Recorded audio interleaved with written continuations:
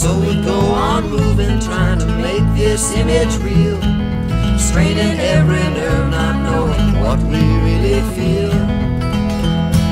Straining every nerve and making everybody see that what they read in the Rolling Stone has really come to be.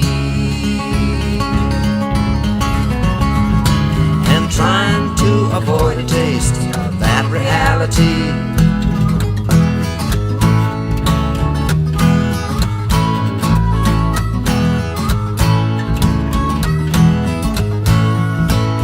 Early New York morning, a mirror in the hall showed to me a face I didn't know at all. Lines were drawn around a pair of eyes that opened wide, but when I looked into them I found nothing left inside. So I walked into a little room